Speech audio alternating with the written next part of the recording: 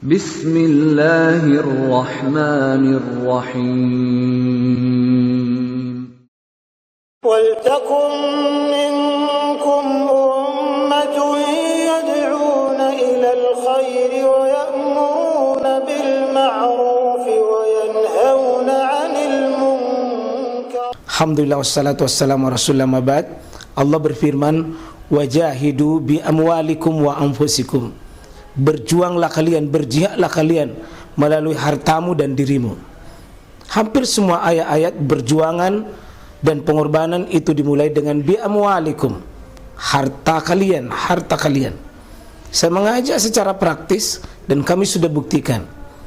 Rp1.000 itu bisa luar biasa dahsyat. Bisa beli mobil, bisa buat kuburan, ya, bisa membangun masjid. Uang 1.000. Mari kita satukan uang 1.000 kita. Nanti kami jemput. Di rekening ini insya Allah bisa kita buat. Di rekening ini insya Allah kita buat sebuah kekuatan umat dengan Rp1.000. Rp1.000 dahsyat. Assalamualaikum warahmatullahi wabarakatuh. Bagaimana seorang anak kecil jadi imam? Anak kecil jadi imam. Saya tanya ini, terutama ini ibu-ibu yang sering tanyakan. Kalau anakku umur 7 tahun, kurang lebih 7 tahun, atau kira-kira 8 tahun. Saya tanya dulu bapak kira-kira baiknya itu bagaimana? Umur ini kira-kira umur 7 tahun, tapi dia sholat bersama ibunya. Dia sholat sama ibunya. Saya tanya, ini anak jadi makmum atau jadi imam? Kalau kira-kira anak kecil, Pak, anak kecil kira-kira umur 7 tahun. 7 tahun, pertanyaan saya, dia di depan atau dia di belakang? Itu anak kecil. Kalau kita maaf, berapa umur tak? Nah, berapa umur tak? Oh, 9. Ini 9 tahun. 9 tahun ya? 9 tahun. Ada yang 8 tahun di sini? 8 ya? Saya tanya dulu, pernah jadi imam? Belum. Ya. Coba itu Pak, kalau umur 7 tahun, 8 tahun itu di mana dia itu? Kalau sama ibunya misalnya, dia di depan atau dia di belakang? Kira-kira bagaimana, Pak? Hah? Ada yang bisa memberi pendapat? Anak kecil belum balik, dia belum balik. Kalau katakanlah sama dengan perempuan, dia imam atau dia jadi makmum? Kira-kira bagaimana Pak itu? Kalau Pak Ustaz sendiri bagaimana menurut kita?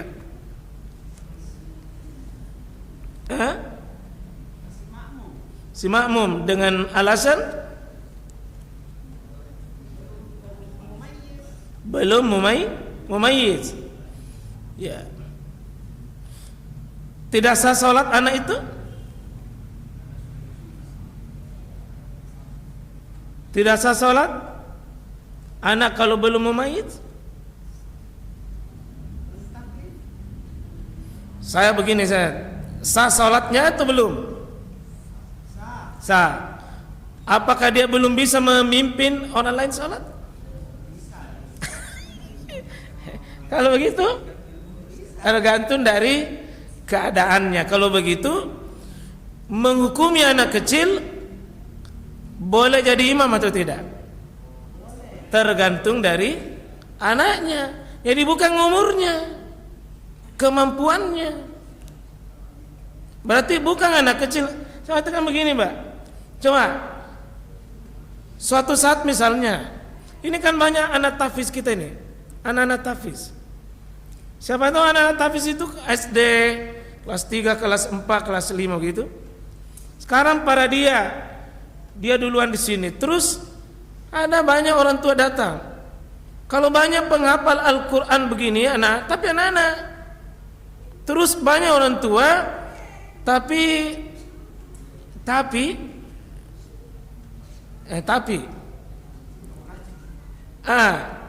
artinya hafalannya anak-anak lebih banyak dibanding dengan orang tua.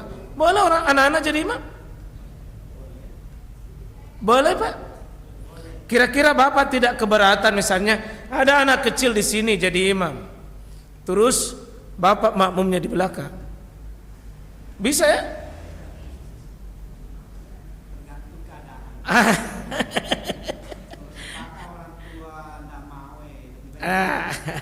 Ya itu jalan keluar yang terakhir itu, daripada ribu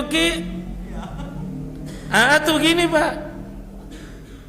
Sering biasa saya lihat orang tua, maaf, ini anak-anak sudah bentuk saf, terus datang orang tua bilang belakang, mundur. Itu kurang menurut saya Pak, dalam ilmu ini tidak bagus. Bahkan ada yang di mana situ pengajian, oh ada satu masjid, nah kumpul anak-anak khusus di belakang anak-anak. Terus orang tua safnya anak-anak itu anak TPA di belakang. Terus orang tua di depan. Ini di mana kita belajar sunnah yang begini? Di mana kita belajar sunnah? Anak-anak di kelas khususkan dan ini. Memang ada hadis bahwa hayrus sufuf fir rijal, sebaik-baik saf bagi laki itu adalah awwaluha, yang di depan. Jika keadaan normal Pak, orang tua kemudian sampai ke belakang anak-anak. Sebaliknya kalau perempuan itu khairu sufufin nisa ya akhiruha wa syarruha awwaluha, sebaik-baik saf bagi perempuan itu yang dari belakang. Ini dalam keadaan normal Pak, keadaan normal. Tapi seandainya anak-anak sudah bikin bentuk saf, apalagi sudah begini, ini juga Pak, saya mohon juga ada sebagian masjid. Oh di sini saya alhamdulillah Pak Imam tidak pernah terlambat. Yang saya tahu, yang saya lihat. Nah, menurut sunnah yang saya baca, tidak boleh diqamah kalau belum ada imam. Tidak boleh diqamah kalau belum ada imam. Nah, banyak masjid itu dia iqamah, sudah iqamah baru cari imam. Akhirnya sembarang ini orang bilang ya kita mau. Dia bilang jangan, misalnya kita mau naik. Akhirnya baca salai. Akhirnya dia bilang, kenapa mendorong karena tidak mau Kak?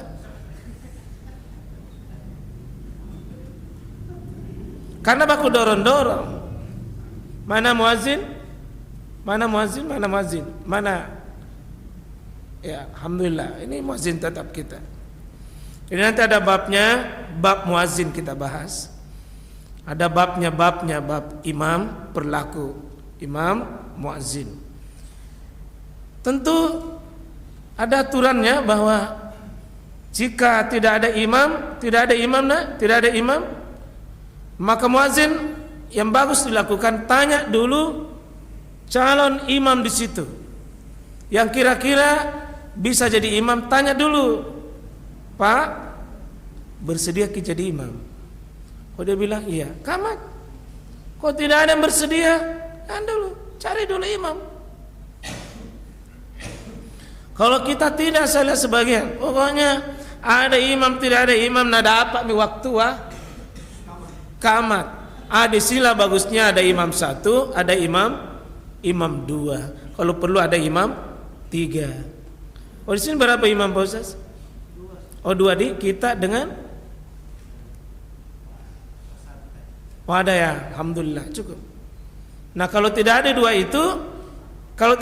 itu, baru ini kita tanya dulu, maaf sekamat, karena begini Pak, mohon maaf, kalau banyak di masjid-masjid tertentu itu, saya mohon maaf, saya sering istilahkan dengan sota.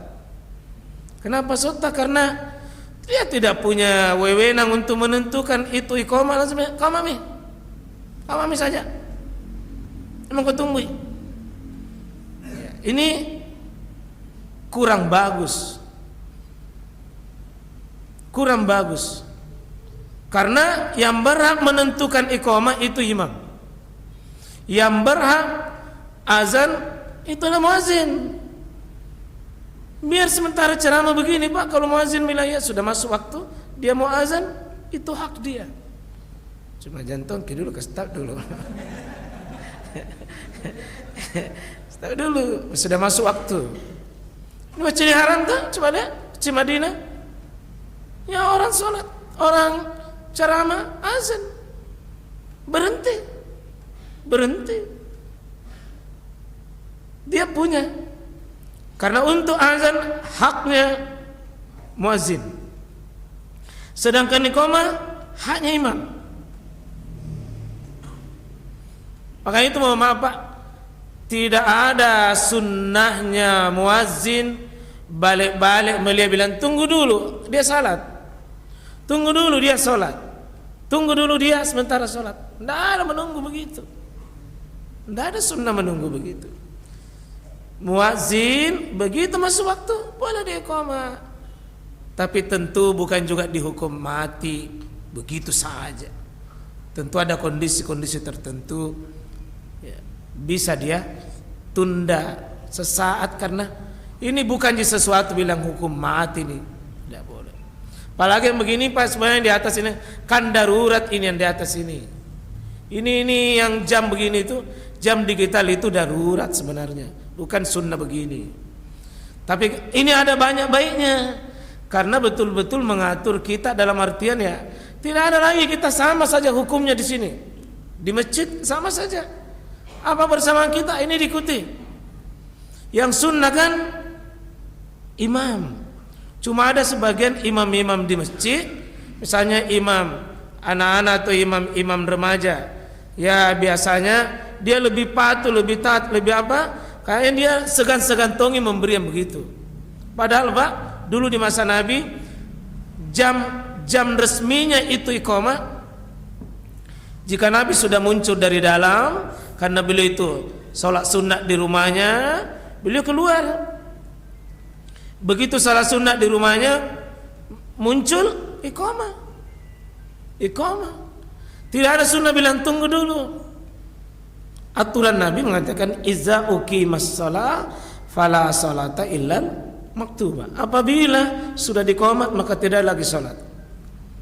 Batalkan saja salatnya, kecuali kalau salat itu kira-kira kalau saya lanjutkan tetap saya bisa dapat takbirnya imam, lanjut lagi saja. Biar tidak dibatal, Pak. Tapi coba kalau rakaat pertama belum pakai ruku, atau rakaat kedua belum pakai ruku, nah ini imam sudah iqamah, batalkan saja. Itu hadis, dan inilah ilmu. Jangan marah-marah kalau orang sudah sholat sunnah baru iqamah. Ini pernah terjadi dekat pasar Terong itu, saya lihat Pak. Ditarik bajunya itu muazin sama jamaah, orang ajar ini orang sholat baru iqamah. Satu bilang komentar terlambat. Akhirnya datang di masjid Pak, bukan cari kedamaian, pergi cari perkelahian. Akhirnya banyak di masjid-masjid saya lihat, kita lihat kalau tidak ada beginian Pak, pilih kasih sebagian orang, pilih kasih. Misalnya orang yang paling disegani di situ, tidak ada mau berani iqamah kalau dia datang, tidak ada. Paling Nabi bilang, jangan coba-coba. Tapi kalau Yanuji datang, baru Nabi bilang, jangan aku tunggu itu, kurang di sumbangan. Kamat misalnya. Ini kadang-kadang kita pilih kasih. Kadang-kadang kita pilih kasih. Ada orang biasa napaksakan kehendaknya. Sudah naliami, sudah sedikit mami, 1 menit mami lebih. Nak canca, sholat sunnah, nak canca. Tidak tonjolnya selesai. Nah, ini hal-hal yang begini, Pak. Saya kembali bahwa anak kecil itu memang diperselisihkan oleh para ulama. Kalau Imam Syafi'i dengan Imam Hambali, Imam Ahmad bin Hambal, itu boleh anak kecil bisa jadi imam, selama memang anak itu memang sudah tadi dia sudah mumayyiz. Artinya sudah bisa membedakan mana hal-hal yang pantas dilakukan di waktu sholat. Karena ada itu anak kecil, Pak, kecil memang umurnya, tapi dewasa sikap dan pemikirannya. Ada juga anak-anak sudah SMP, longgar, lompo, berkumis, tapi seperti anak-anak kecil, masih sholat, masih main-main. Adakah di sini begitu? Sunat 2 kali kok.